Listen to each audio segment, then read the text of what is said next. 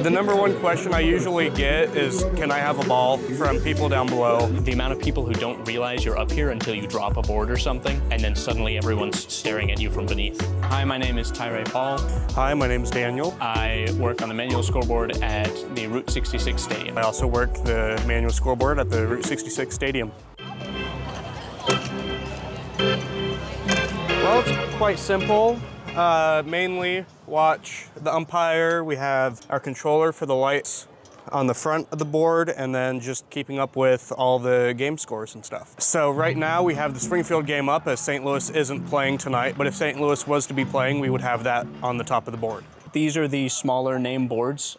These are for like the teams that'll be on the bottom. And then we have the pitcher numbers over here, or if we somehow have a game that gets into the, like 20s. These are the bigger boards for the name of the team that's either like usually St. Louis or what's on the field. These are for things like finals, rain delays, night games.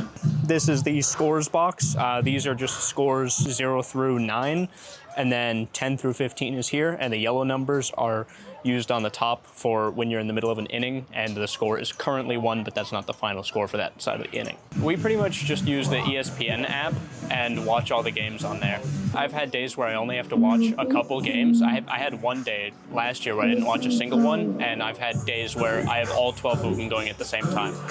If there's a pitching change, we usually communicate to the bottom saying that we need a specific number. They'll grab it, and we'll usually change it out, hand the old number back down, and they put it away for the night. Try to, do my best to keep things organized so I don't spend forever shuffling through random metal boards.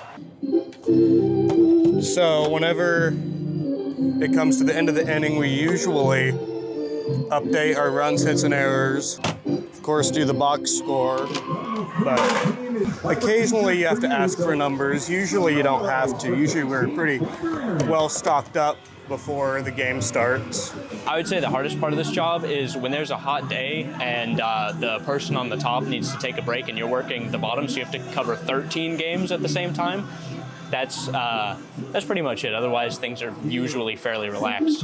What's something that might surprise people about your position? How loud it is whenever home runs hit the board. Are you ever worried that you're going to get hit? Not really. So far, we haven't had one come directly at us. The boards are quite light. The ones that are like the 8-foot boards that go up on the top, those can be a little heavy, but I'd say you could pick pretty much any board up with one hand. I like to say we kind of have the best unofficial view in the stadium. And you get an entire view of the field, especially when you're sitting right there. It's an amazing view of the ballpark. My favorite part about this job is probably just how generally relaxed it is. I don't really have to deal with people that much. I can just sort of keep to myself. My favorite part about working the manual scoreboard is just being here at the ballpark around all the fans and the team, of course. If I do have to talk to people, they're usually pretty kind and not anything like customer support or anything like that.